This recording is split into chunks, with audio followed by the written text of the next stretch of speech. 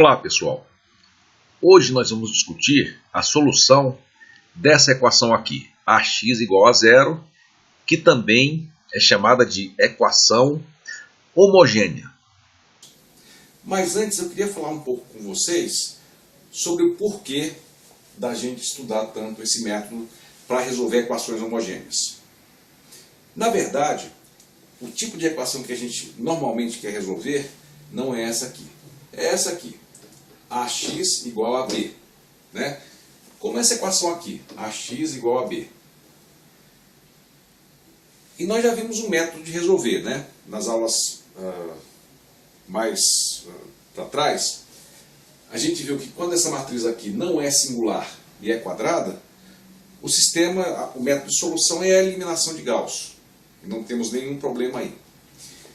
Mas nós vamos ver que quando a matriz não é quadrada, nós vimos já, né? Que quando a matriz não é quadrada, ou quando você tem uma matriz singular, quando o determinante não é zero, quando alguma coisa diferente daquele sistema bem comportado que nós conhecemos acontece, então você encontra não só uma solução, você pode encontrar infinitas soluções. E nesse caso, o que acontece é o seguinte: para resolver esse sistema, nós usamos uma boa parte das soluções desse. Tá? Então, em sistemas em que a matriz não é quadrada e não singular, como essa aqui, nós vamos ver que a resposta desse sistema aqui é uma solução, a resposta, vamos chamar de resposta geral, é igual a uma solução particular, qualquer solução particular desse sistema, mais uma solução, todo o conjunto de soluções do sistema homogêneo, desse sistema aqui. Então é por isso que a gente estuda tanto esse sistema aqui, o sistema homogêneo, porque as soluções dele são usadas para achar as soluções desse outro sistema aqui. Ok? Então vamos agora ver mais alguns exemplos e tentar entender melhor o método que nós aprendemos no vídeo passado. Pessoal, vamos começar aqui com esse exemplo simples. Esse aqui é um exemplo com uma matriz bem comportada. Ax igual a zero. Vamos só mudar um pouco a notação. Em vez de xy, vamos colocar x1, x2, por nome de variáveis. Tudo bem? Bom, então temos aqui ax igual o vetor nulo. Vamos escolher aqui o sistema homogêneo. Tá? Antes de começar, vamos só ver intuitivamente como é que funciona esse sistema. Nós sabemos que esse sistema é igual a x1 vezes o vetor 1, mais x2 vezes o vetor 2, igual a zero. Para ter uma noção intuitiva de como isso funciona, vamos fazer uma representação gráfica dessa equação aqui. Olha só, vamos supor que aqui nós temos o x, a variável x1, e aqui a variável x2.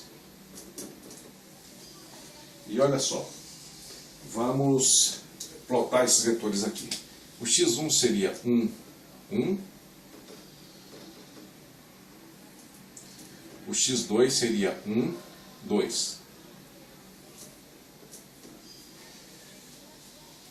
E aí eu queria perguntar para vocês, o problema aqui então se resume a procurar o número x1, que eu multiplico, né, aumentando ou diminuindo esse vetor, eu multiplico por esse vetor, e o número x2 que eu multiplico aumentando ou diminuindo esse vetor.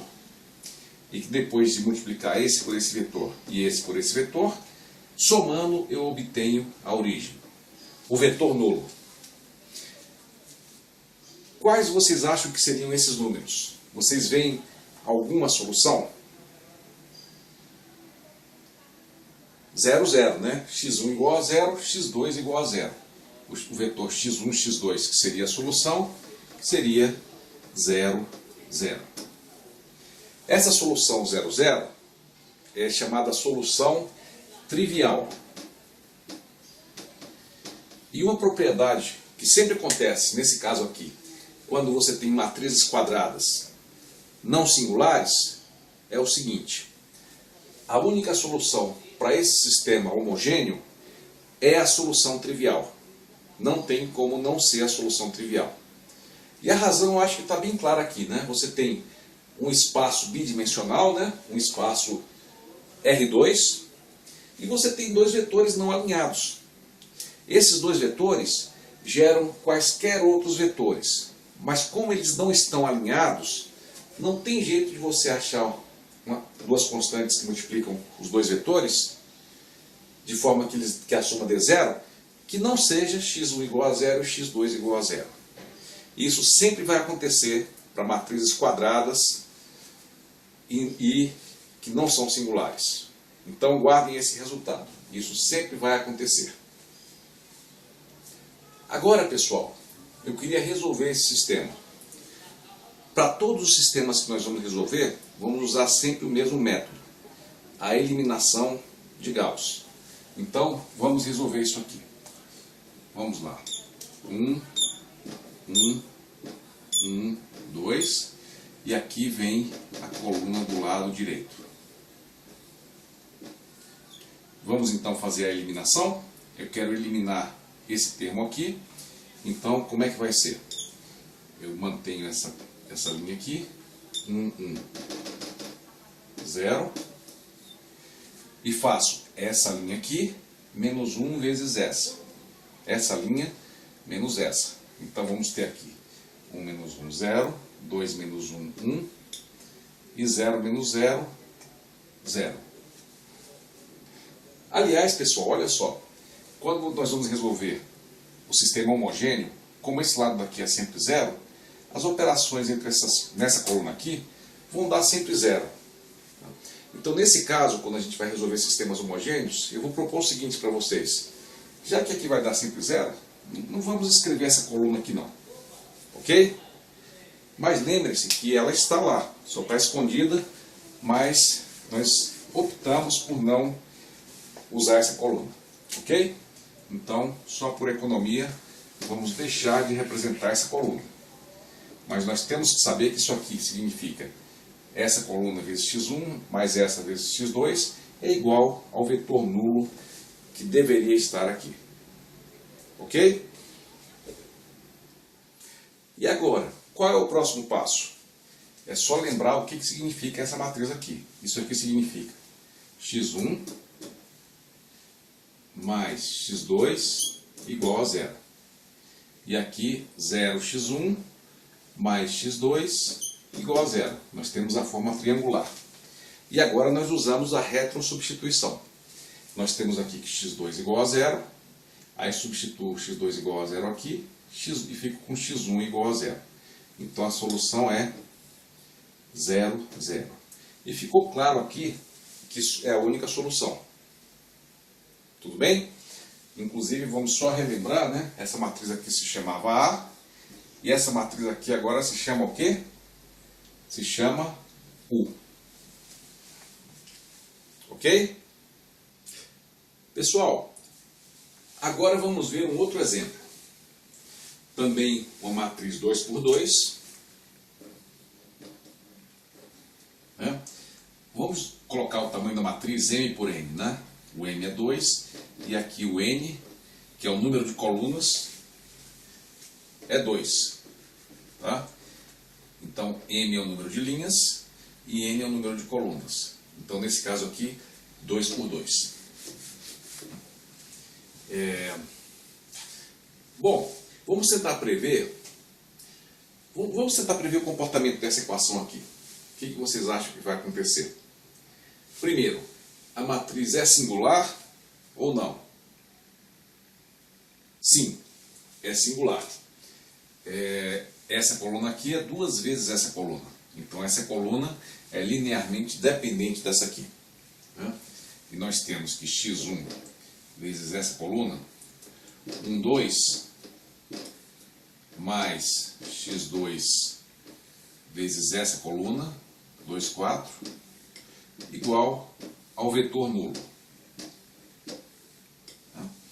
Nós podemos, inclusive, representar isso aqui no gráfico, né? Então, aqui seria x1, aqui x2, né? Esse vetor aqui seria 1, 2, o outro seria 2, 4. Então, teríamos aqui 1, 2, e aqui 2, 4. Então, temos dois vetores alinhados, que estão nessa mesma reta. Então eu pergunto para vocês, vocês conseguem pensar de uma solução aqui, x1 e x2, que resulte, que multiplicando x1 por esse vetor e x2 por esse vetor, que resulte em zero? O que é que vocês acham?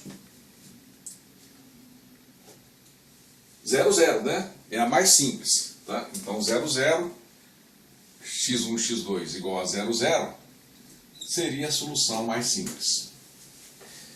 A solução trivial. Tá? Nós vimos no exemplo anterior que para alguns sistemas a solução trivial é a única.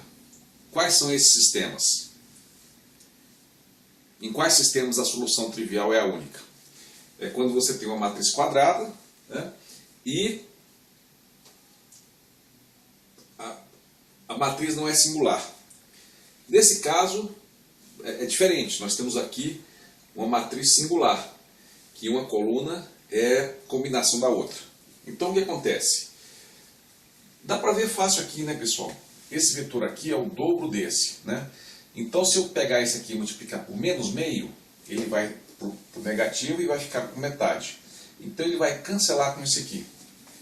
Então eu poderia ter, por exemplo, 1 e menos meio. Uma solução, 1 e menos meio. Mas posso ter outras também, vocês podem pensar em algumas. Olhem só, eu poderia, por exemplo, multiplicar esse aqui por 2 e esse aqui por menos 1. Né? Esse aqui ficaria com 2 e esse aqui com menos 1. Na verdade, deve ter ficado claro para vocês que eu tenho infinitas formas de fazer isso. Eu posso esticar isso um pouquinho e depois virar isso para o outro lado e esticar o suficiente. Ou seja, tem uma infinita quantidade de formas de escolher x1 e x2. E o que nós queremos ver agora é ver essa infinita quantidade de formas. Mas aqui nós já vimos uma coisa, né? Isso aí acontece quando você tem colunas que são dependentes de outras colunas. Aí nesse caso você consegue achar infinitas soluções. Ok? Vamos ver agora o nosso método usando a eliminação de Gauss. Vamos ver como é que funciona isso aí e vamos chegar nesse resultado usando o nosso método sistemático. Vamos então resolver essa equação homogênea usando o nosso método sistemático. O que a gente faz então? Eliminação de Gauss. Vamos escrever aqui então essa matriz. 1, 2, 2, 4, 0, 0. Vamos ajudar a salvar o planeta economizando, né? Já que essa matriz é sempre 0, 0, a gente combinou que a gente não ia escrever, apesar da gente saber que esse 0, 0 está aqui, escondido. Então, vamos lá. Agora nós vamos fazer então a nossa eliminação de Gauss. Então vamos lá. Eu quero eliminar esse número aqui. Então eu faço essa linha menos 2 vezes essa. Então vamos ter 1, 2 e aqui 0, 0. E aqui ocorreu uma novidade, que não tinha ocorrido até agora. Quando você tem duas colunas em que uma é dependente da outra, numa matriz quadrada, então vai acontecer isso aqui, né? Vai aparecer 2 zeros aqui. Aliás, uma coisa que vai acontecer na eliminação de Gauss é o seguinte. Observem aqui na matriz A original. Vocês observam que essa linha aqui não é independente, ela é uma combinação da linha de cima.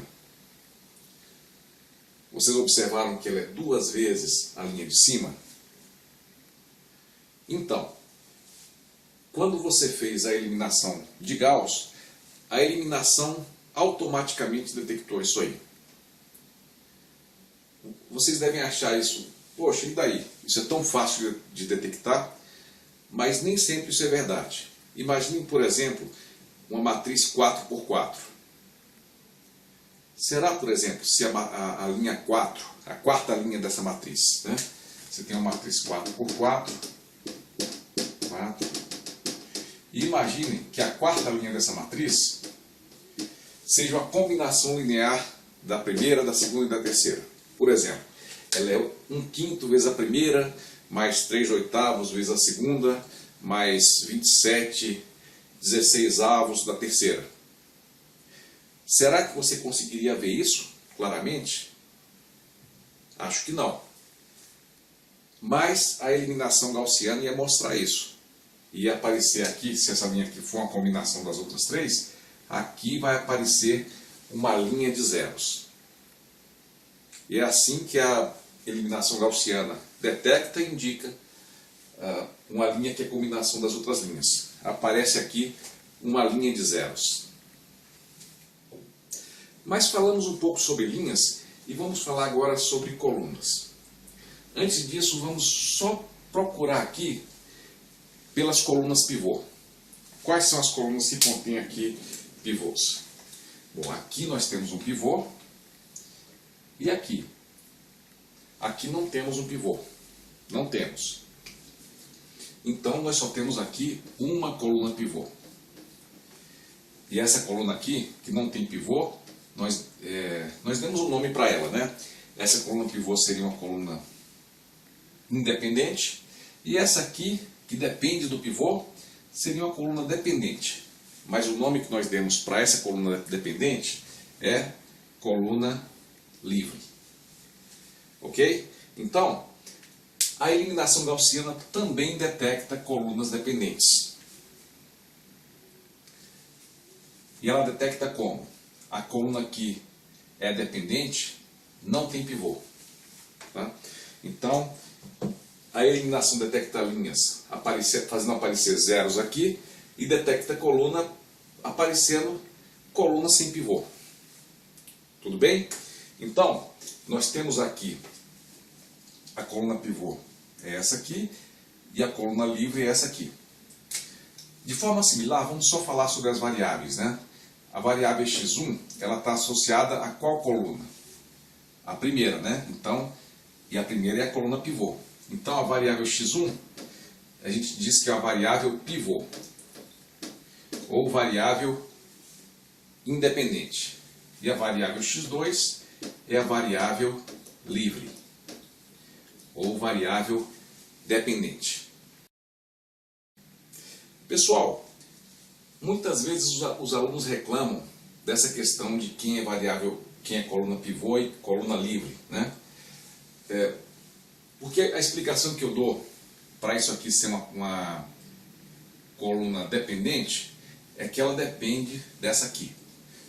Mas aí os alunos falam, poxa, mas essa aqui também é dependente, ela depende da de cá. Por que é que essa depende dessa e não o contrário? A mesma coisa para a linha, por que que essa depende dessa e não o contrário? E a resposta é simples. Na verdade, só porque essa aqui apareceu primeiro, né? Então a que aparece primeiro, ela é sempre independente. E aí a segunda, aquela que aparece, que é a combinação das que já apareceram, aí ela passa a ser independente. Ela passa a ser dependente. Tá? Então é só uma questão de ordem de aparição. Nada além disso. Tá? Então se você tem uma coluna, né, a primeira é sempre independente. A segunda, se ela for dependente da primeira, se ela for um múltiplo da primeira, ela vai ser dependente. Senão ela vai ser independente também. E a terceira, se ela for uma combinação linear delas, vai ser a primeira dependente, se for o caso. Ok, pessoal? Então, é simplesmente uma questão de ordem de aparição. Quem aparece primeiro fica independente. E as que aparecem depois, que dependem das anteriores, são as dependentes. São as variáveis livres. Agora, pessoal, eu queria então, eu cheguei aqui no final, eu queria achar todas as soluções desse sistema.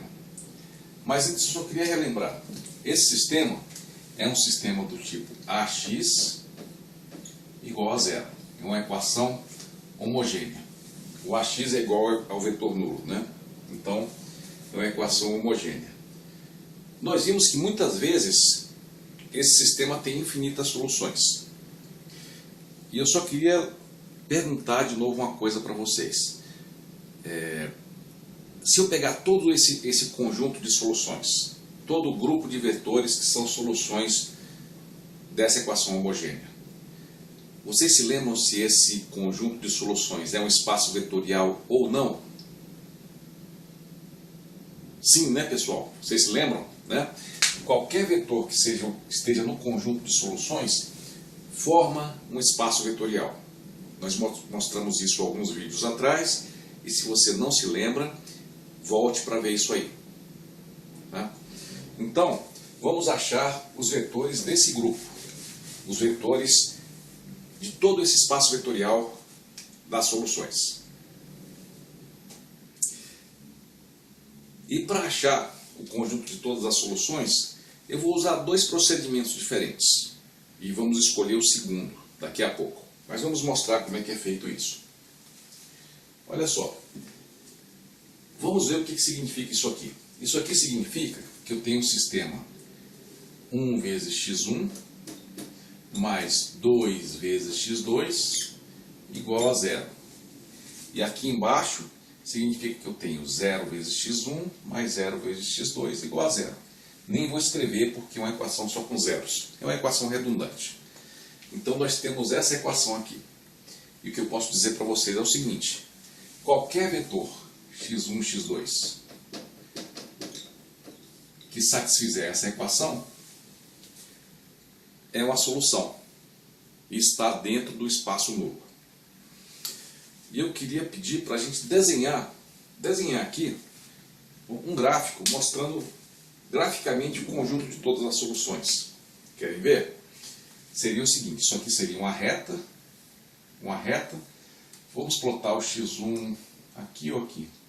Vamos botar o x1 aqui e o x2 aqui. Como é que ficaria essa reta? Vamos ver. Aqui é como se fosse o y, né? Então seria x2 igual a menos meio de x1. Daqui, né? Então seria uma reta passando pela origem com inclinação meio. Tá?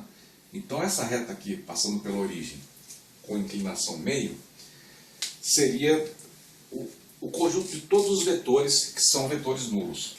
Né?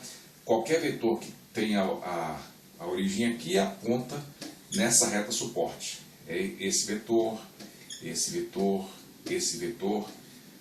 Podem ver alguns exemplos? Por exemplo, 1 e menos meio, né? 2 e menos 1, menos 1 e meio. Né? Tem várias soluções possíveis que seria dado por essa reta. Uma outra forma que aparece muito nos livros, pessoal, é fazer o seguinte. Aqui nós temos, consideramos essa variável aqui como se fosse uma variável pivô, e a outra, a segunda, como uma variável independente. E aí você chama isso aqui de um parâmetro. x2 seria um parâmetro, por exemplo, t. Né? Que ficaria livre, poderia assumir qualquer valor. E aí, eu acho outro parâmetro que faz que essa equação seja satisfeita. Nesse caso, qual seria esse parâmetro? Eu passaria isso para cá, seria o x, se o x2 for t, passando para cá, o x1 vai ser o quê? Menos 2t. Então, qualquer vetor dessa forma seria a solução dessa equação. Ou então a gente pode fazer de uma outra forma. Não sei se vocês se lembram, né, que no nosso caso a gente não gosta de indicar o espaço nulo por uma equação ou por um sistema de equações. Nós gostamos de indicar por vetores, né? Por exemplo, nós pegamos um vetor aqui no espaço e multiplicamos esse vetor por todas as constantes possíveis, gerando uma reta. É desse jeito que nós temos feito aqui no nosso livro-texto, né? Então isso aqui poderia ser melhor escrito assim: menos 2, 1, vezes uma constante. A gente pode chamar de t. Então, o t vezes esse vetor menos 2, 1, esse menos 2, 1 vai estar onde? Vai estar aqui, menos 2, 1. Vai ser esse vetor aqui. Então, multiplicando ele por uma constante, eu posso ter qualquer vetor nessa reta. Então, essa aqui é uma forma alternativa de indicar o espaço que é indicado nessa equação aqui. Pessoal, então agora há pouco nós vimos uma forma de achar o espaço nulo, né? Todos os vetores do espaço nulo. Agora eu queria ver uma outra forma, que é a forma que o nosso livro-texto adota. E vamos tentar sempre fazer dessa forma aí. Ok? Olha só. Primeiro, vamos tentar ver sempre qual é o tamanho do espaço nulo. Nós vimos que tem infinitos vetores, mas qual é o tamanho? Será que ele é um espaço de uma dimensão, de duas dimensões, né? De dimensão 1, de dimensão 2? Qual será que seria o tamanho desse espaço? Vamos lá então? Primeiro, o espaço nulo é um subespaço de qual espaço? O que vocês acham? É um subespaço de R2. Ele tem duas colunas e, portanto, duas variáveis. Então, as soluções têm duas componentes. Então, o nosso vetor misterioso, né, o nosso grupo de vetores misteriosos, tem uma dimensão só. Um espaço com uma dimensão, desculpa, tem duas componentes. Uma componente aqui, né? Deixa eu tentar colocar aqui. Tem duas componentes.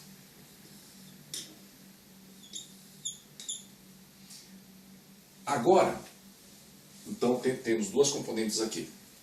Agora temos que descobrir quantos vetores base formam o espaço. O espaço é uma linha, é um plano, né? Uma linha pela origem, é um plano pela origem, é um espaço de 3 dimensões pela origem. O que é esse vetor?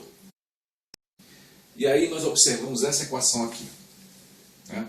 Nós temos uma equação entre as duas variáveis, temos uma variável independente e uma variável dependente. Aqui é uma variável dependente, independente ou pivô, e aqui é uma variável dependente ou variável livre. Nesse caso, pessoal, quando você tem isso, você tem uma variável livre e o que você tem é uma reta. O lugar geométrico dos vetores nulos é uma reta. E uma reta, você consegue gerar o quê? Um espaço com dimensão de uma reta. Você precisa só de um vetor para gerar toda essa reta.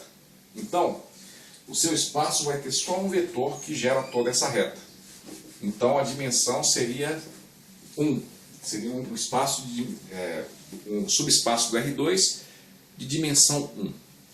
Aqui, inclusive, a gente já pode deduzir uma fórmula para saber o tamanho do espaço nulo. A fórmula é o seguinte: o número de variáveis, se você tiver o número, vamos supor que você tenha uma matriz M por N, né? O número o N é o número de colunas, então aqui é 2. E o número de variáveis vai ser 2 também, vai ser o número de colunas. Então, o número de colunas vai definir o número de variáveis que você tem no seu espaço. Tá? E o número de variáveis que vai aparecer na sua equação. Agora, não sei se você se lembra do conceito de posto. Qual é o posto dessa matriz aqui? Vocês podem me dizer? Então, nós queremos ver agora como descobrir o tamanho do espaço nulo. Olha só, aqui nós temos uma variável livre. Quando você tem uma variável livre, pessoal, é porque você só pode variar o parâmetro de um vetor, né? Então, uma variável livre significa, na prática, um vetor que pode ser esticado, né, ou encolhido, ou apontado para o outro lado. Ele gera uma reta. Uma variável livre gera uma reta. Se eu tivesse duas, então é como se eu tivesse dois vetores e as combinações deles, seriam as duas variáveis livres, poderiam gerar um plano. Então, a dimensão do espaço nulo, representada por essa equação, é uma reta. E uma reta tem um vetor. Então, uma variável significa que você só tem um vetor, ou uma direção de vetor, no espaço nulo. Então, qual seria a fórmula para você achar a dimensão do espaço nulo? É achar o número de variáveis livres. E como é que eu faço isso? Olhem só, o posto dessa matriz é 1. O posto é o número de colunas independentes. Nós vimos que só tem essa coluna independente aqui. E as outras que não forem pivô, as outras que forem independentes, vão ser variáveis livres. Então, qual vai ser a fórmula para o número de variáveis livres? Vai ser o número de colunas menos o número de colunas pivô, né? Vai ser N menos o número de colunas independentes, ou seja, menos o posto da matriz, né? N menos R. Vocês lembram que R era o símbolo para posto, né? Era o N de posto, ou em inglês, rank. Então, pessoal, a dimensão desse espaço seria 2, que é o número de colunas, menos o posto, que é 1. Então, a dimensão seria 1. Então, eu calculo a dimensão do espaço nulo. E aí, eu já sei que tem esse vetor aqui. Agora, eu vou fazer o que eu fiz da outra vez. Eu sei que eu tenho uma reta, né? Eu escolho na variável livre um valor específico para ela. Um valor qualquer. Mas eu vou pedir que vocês sempre escolham o valor 1. Simplesmente que é o número mais simples, é o número que vem à cabeça. Eu boto aqui o valor 1 e aí eu pego o número que vem, eu resolvo essa equação aqui para 1 e acho qual vai ser a variável dependente. Aqui vai ser a posição do x1 e do x2, né? Então, resolvendo essa equação, aqui eu vou ter 2 vezes 1, 2, passando para o outro lado. Então, o x1 vai ser menos 2. Então, com isso, eu consegui achar um vetor do meu espaço. Foi esse aqui, ó. Eu peguei o x1, o x2, né? Que aqui é independente. Eu peguei o x2 igual a menos 2, que é isso aqui. E peguei o x1 correspondente, que é esse aqui. Então, peguei esse vetor aqui, né? Mas esse é só um vetor do espaço nulo. Como é que eu pego todos agora? Como é que eu pego todos os vetores? Basta multiplicar por uma constante. Então aqui eu obtive todos os vetores do espaço nulo. Pessoal, vamos então recapitular todo o processo. Então você tem a matriz M por N, e o N é o número de colunas, né, que também é igual à dimensão desse vetor aqui das soluções. Aí nós colocamos a matriz A aqui nessa matriz. Normalmente nós poderíamos também colocar aqui, expandir a matriz e colocar o 0, 0. Mas como o 0, 0 não muda, a gente nem coloca.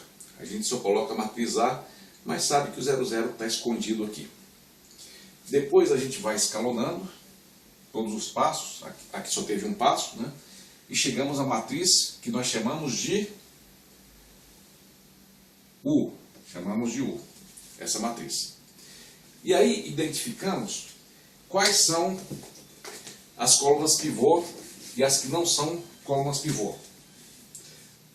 Então, temos aqui uma variável pivô, uma coluna pivô e uma coluna livre, né? Identificamos aqui a variável associada a essa coluna é a variável pivô e a variável associada à coluna livre é a coluna livre. Tá? É o próximo passo. Depois, eu escrevo aqui a relação, o que é que essa equação diz? Qual é a relação entre as variáveis? Então, vai ser 1 vezes x1 mais 2 vezes x2 igual a 0. Tá? Bom, e aí eu tenho que determinar os vetores que formam, vamos chamar de base, né? Formam uma base para o espaço. Aí eu queria saber quantos são esses vetores. Se o espaço é uma reta, é um plano, ou seja, se a dimensão é 1, 2, né? Então, vamos lá. Eu sei que o vetor do espaço nulo tem que ter duas variáveis. O mesmo número de variáveis aqui da solução. Então, eu desenho um vetor com tamanho 2. Tá? Mas quantos vetores tem esse espaço? Agora eu tenho que ver o número de variáveis livres. E o número de variáveis livres é o seguinte: você tem quantas variáveis? N é o número de colunas. N. E aí, eu faço a subtração pelo posto, que nada mais é do que o número de colunas ou de independentes ou variáveis independentes. Tá? Nesse caso, então, eu tenho um total de duas variáveis, menos as variáveis independentes, e aí eu chego nas variáveis dependentes ou livres, que é 1. Então, o espaço nulo vai ter dimensão 1. Vai ser um vetor vezes várias constantes. E agora eu tenho que achar esse vetor. E qual era mesmo o método? Eu separo os lugares para as variáveis, né? Aqui em cima é o de x1 e aqui embaixo é o de x2. E aí eu pego a variável dependente, a variável livre, e escolho um valor para ela. E qual era esse valor? Combinamos de escolher 1, né? Só por ser mais conveniente. Então, escolhemos o valor 1, né? E aí aplicamos nessa equação e achamos qual o valor da outra variável, né? Então tem 1 aqui, 2 vezes 1, 2, passo para o outro lado, x1 igual a menos 2. Então com isso eu achei um vetor. E aí multiplico por uma constante para achar todos. Então aqui eu tenho um vetor com todos os vetores do espaço nulo associado à matriz A. Ok, pessoal. No vídeo anterior, nós resolvemos a equação homogênea, né, da matriz A vezes x igual a 0. Né? E resolvemos usando escalonamento. E achamos a solução, né, da equação homogênea. Nós vimos que é esse vetor aqui, é esse conjunto de vetores. Vimos que esse conjunto de vetores também é um espaço vetorial e tem o nome de espaço nulo. Nós inclusive demos o nome de espaço nulo de A, nós chamamos de N de A. Ok? Agora, antes de continuar e ver outros exemplos, eu queria fazer algumas discussões aqui. Eu queria apontar para vocês alguns aspectos importantes do que nós estamos vendo aqui. Olha só, aqui nós tínhamos a matriz A, né? E tentávamos resolver A vezes o vetor x, né, igual a 0. Nós queríamos achar os componentes do vetor x que levavam a essa solução. Nós fizemos o escalonamento, ou a eliminação de Gauss, e chegamos na matriz U. Bom, o U vem de upper triangular, né? Triangular superior. Mas nós vimos que geralmente pode não ser triangular. Vai estar numa forma escalonada, né? Numa forma de escada. Tá? Bom, mas o que nós obtivemos aqui foi o seguinte. Aqui nós temos agora a solução U vezes x igual a 0. Ok? Como nós, para sair de A e chegar até U, o que nós fizemos foi fazer operações de linha de um lado e de outro, né? Lembre-se que a gente fez de um lado e de outro, né? Isso aqui igual a 0 e a gente só não escreveu o 0 aqui porque achava que não precisava, né? Mas como você fez de um lado até outro e você só fez operações de linhas que não mudam o resultado, Então, o resultado que eu obtenho aqui, a partir dessa matriz, é o mesmo que esse resultado aqui. Tá? Então, vocês viram que com o escalonamento, com as operações de linha, o resultado não muda. Não muda quando você vai da matriz A para a matriz U.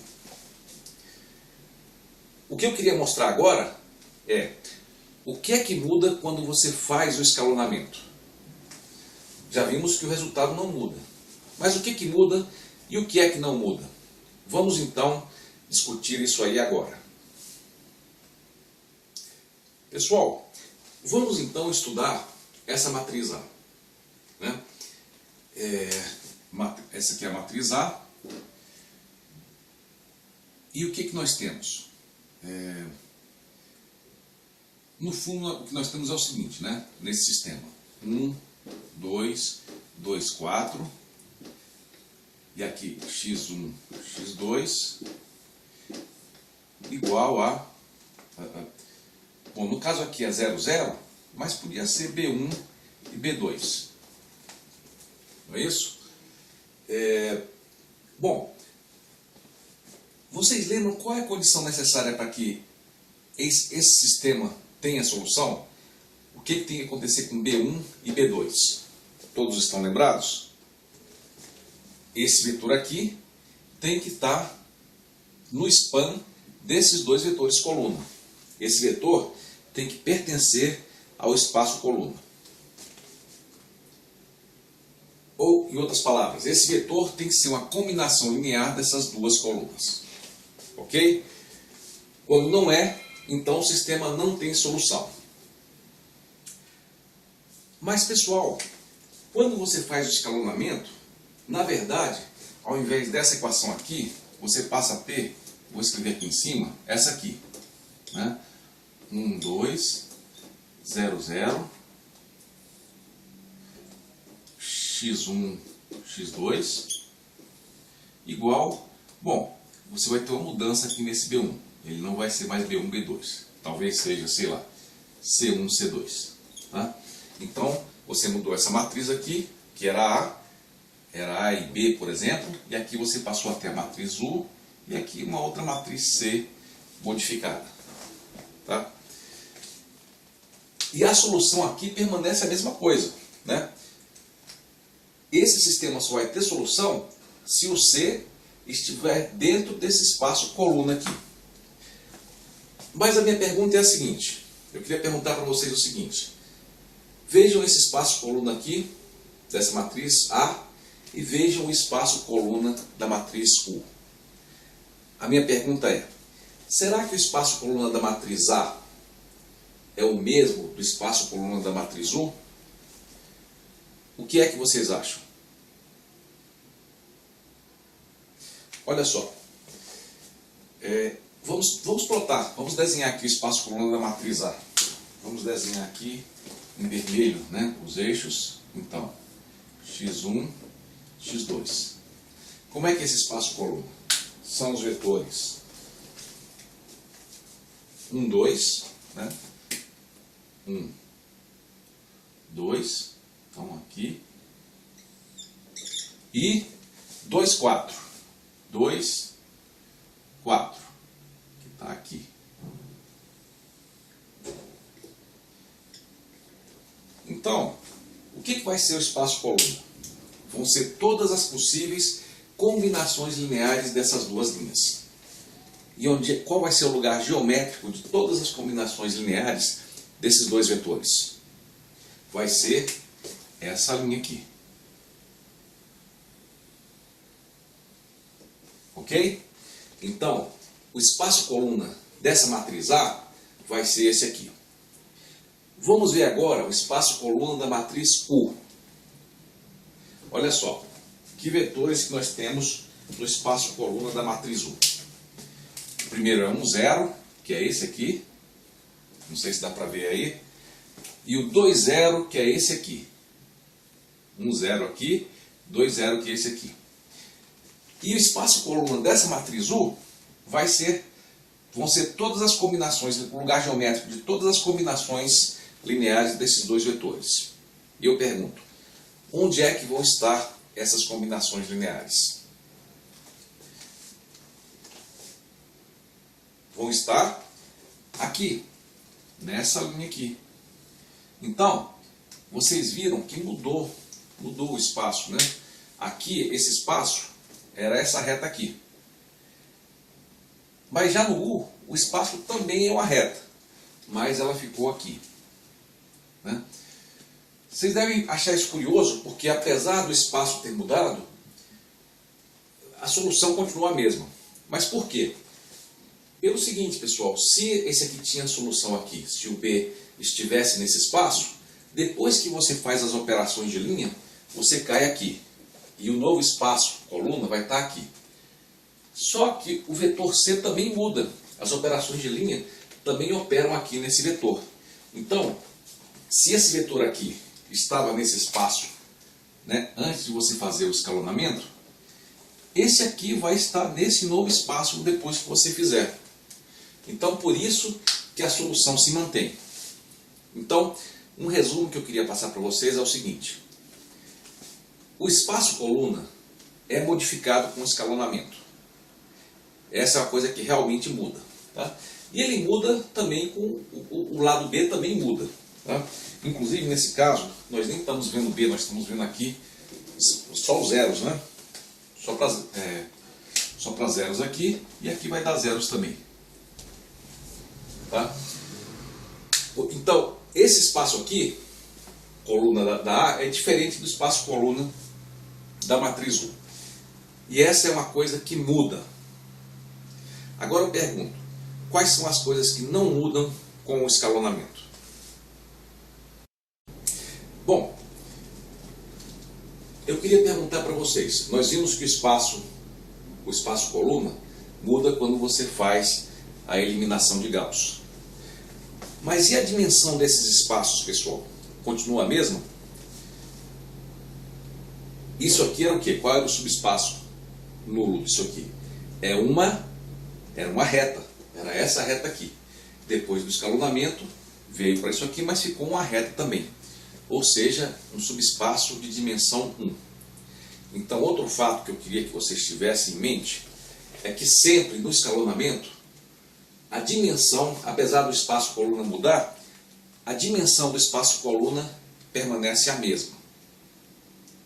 Tá? E é razoável esperar isso, né?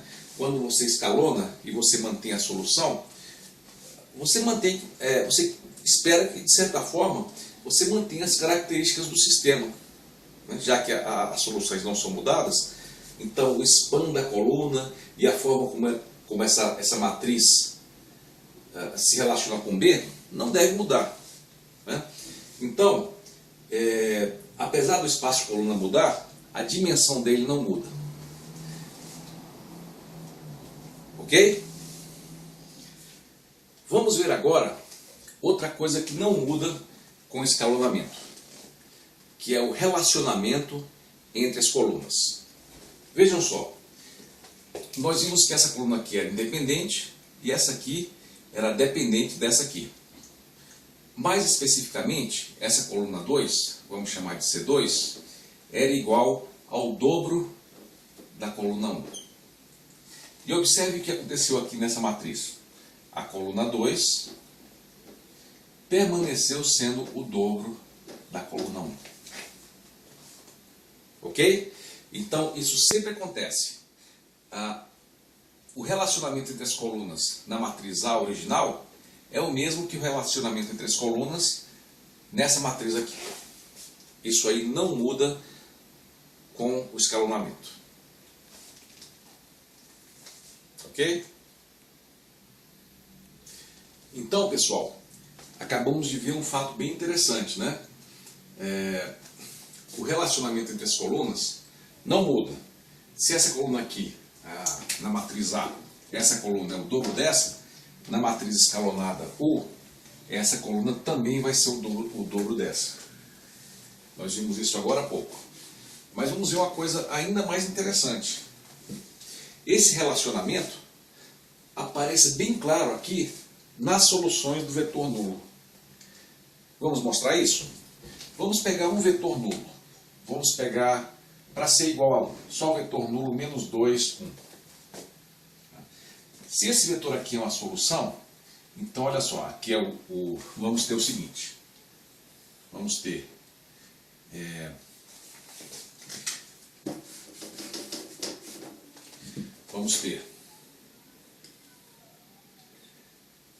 essa matriz aqui, né? 2, 4, vezes esse vetor, menos 2, 1, igual ao vetor nulo. Né? Ou, usando, se fosse pela U, o x igual a 0 também vale, né?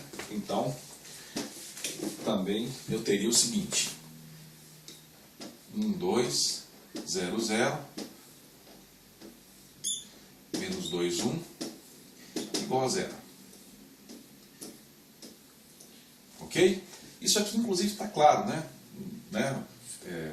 É um resultado claro. Mas vamos ver agora este resultado aqui. Né? Vamos ver se isso aqui realmente ocorre. Então, pessoal, vamos ver isso aqui. Olha só. Basicamente, o que isso aqui está dizendo é que menos 2 vezes essa coluna, menos 2 vezes essa coluna, 1, 2. Aliás, vamos representar isso aqui desse jeito aqui, só para ficar mais claro. Menos 2 vezes, vamos chamar isso aqui de coluna 1, mais 1 vezes a coluna 2, é igual ao vetor nulo. Ok? Bom, agora eu vou fazer o seguinte, vou isolar esse desse lado e vou passar esse aqui para o outro lado. Tá? Então, olha só. Esse 1 vezes C1 é C2 é C2, né? E esse aqui eu vou passar para o outro lado, mais 2 vezes a coluna 1. Tá? Então, o que nós vamos ter? Bom, vetor nulo mais 2 vezes a coluna 1 é simplesmente 2 vezes a coluna 1. 2 vezes a coluna 1. Então, ficou claro que a coluna 2 é 2 vezes a coluna 1. Essa informação aparece bem claramente aqui. É só você lembrar que vai ser essa menos essa vezes essa, mais essa vezes essa, e passando para o outro lado, né? Então dá para ver claramente que essa coluna aqui é igual a 2 vezes a primeira coluna. E isso sempre vai ser possível. Você, olhando para esses vetores aqui que aparecem no vetor nulo, você consegue ver qual é o relacionamento entre as colunas da matriz original. Você pode até pensar, mas isso aí já estava claro. É óbvio, né, que essa coluna era o dobro dessa. Mas e se você tivesse uma matriz mais complicada? Uma matriz com 4 colunas? Será que você veria facilmente que, por exemplo, a coluna 4 é igual a 1/3 vezes a coluna 1, mais 15 19avos da coluna 2, menos 12 17avos da coluna 3. Será que vocês veriam? Acho que não, né? Então, pode ser útil, né? Você conseguir ver isso aí, em algumas aplicações. Mas esse é um fato básico que eu queria mostrar para vocês. E agora, pessoal, vamos ver alguns exemplos, né? Alguns exemplos cada vez mais complexos, para ver se a gente consegue aprender todos os casos especiais.